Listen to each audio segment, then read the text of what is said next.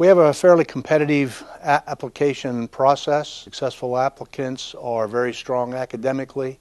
They're well above average in terms of their grade point average and test scores. But beyond being strong academically, they're young men and women who are motivated, who are men and women of character, and who are willing and able to accept a challenge. So it's highly recommended that students come in for a visit to the admissions office. We'd like for them to schedule an interview and to sit down with an admissions counselor to talk about their high school career and to show their interest in the Institute. Students are welcome to bring in a resume, but they do not need to come with any documents. They should just know their GPA and know their test scores. But it's a great time for them to just find out a little bit more about the Institute and to have their questions answered. As part of the application process, the guidance counselor letter of recommendation is required. Students are welcome to submit 2 to 3 additional letters of recommendation, and they should come from people who know you in various leadership capacities, a teacher, a coach, anyone else in your community.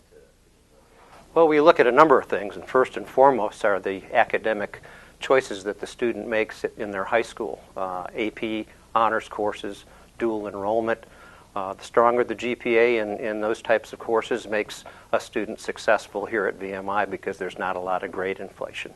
After looking at academic requirements, we look at extracurricular activities. So 90% of our kids have played 2 years of varsity sport. A lot of Eagle Scouters, Boys Staters, Girl Staters are in our academic profile. We look at their personal statement, why they want to come to VMI, what their goals are, what they bring to the table, and that's a personal statement that's optional, but I strongly suggest they do that. And first and foremost is we want to make sure we've looked a prospective student in the eye. Hopefully they've come for a personal interview, which we're open all the time, Monday through Friday, 8 to 4:30. The kind of student that's coming to VMI hasn't changed over the years that I've been there. They're all pretty focused and goal-oriented and directed.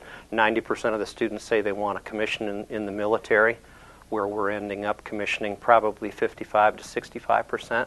Visiting post is an important part of the admissions process, and the open house program is the best opportunity to do this. The primary benefit of the open house program is for a student to spend the night in barracks with a cadet host. This is a unique opportunity and the only opportunity that students have to spend the night in barracks during the recruiting process. We offer 6 open house programs per year, 3 in the fall and 3 in the spring, and registration is available online.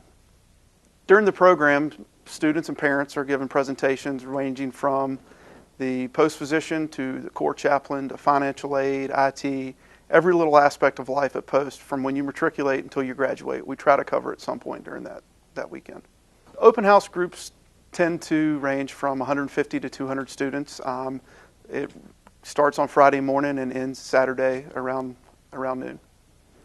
If a student's unable to attend an open house during the prescribed dates, it is possible to set up an interview and tour throughout the year at VMI. You can come in and meet with the admissions counselor and have an optional interview. It is not required, but it is an option to come in, meet with a counselor, and talk about your admissions process outside of the open house program as well. We recommend that students take both the SAT and the ACT and a few times because we do super score. So we look at each section and we take the highest from each section and we make the best composite score for each student. At VMI, students participate in rigorous physical activity daily. It's important for students to report in shape and remain in shape for 4 years. Students are required to take the VMI physical fitness test each semester. The VFT consists of a timed 1.5-mile run, pull-ups, and sit-ups. The standards for the VFT can be found on the website, and students should start preparing for the VFT and for the rat line as soon as they're accepted. From day one, students will be running up and down hills at VMI, and they should definitely prepare for these hills before they get here. I recommend students find a stadium and start running up and down those stairs. Another option that is available to those students that have been accepted for the upcoming fall is the summer transition program. So basically what they do is they come in for the month of July. It's a non-military program. They will live in barracks. They will take 1 class from their fall academic schedule, and then they will do some physical training as well. So it gives them the opportunity to get a 3-credit or in some cases a 4-credit with the lab course out of the way and take that off of their fall schedule. It's also a good opportunity to come in, get acclimated to the VMI environment, meet some of their future classmates, meet some future professors, and just kind of get their feet on the ground with VMI and college level academics. Each year we have many incoming new cadets that will bring in transfer credits from other colleges and universities. So those coming in as transfer students will come in a higher level academic course. They may take 200 or even 300 level courses. They begin the RAT line and start the military process just as a RAT and move on from there in their cadetship. Get involved in your cadetship. Take every opportunity you can to meet people genuinely, not just, hey, how's it going, whatever. Like have a lunch with someone that you don't know. So definitely get involved is my number one thing. But then I would say tough it out. It's hard, and everyone will tell you it's hard, but it's worth it. Don't forget that it is college. You are here to get a degree. So, however shiny your shoes are or how nice and prim and proper you look, if your grades are not where they should be or where you want them to be, that's your first responsibility.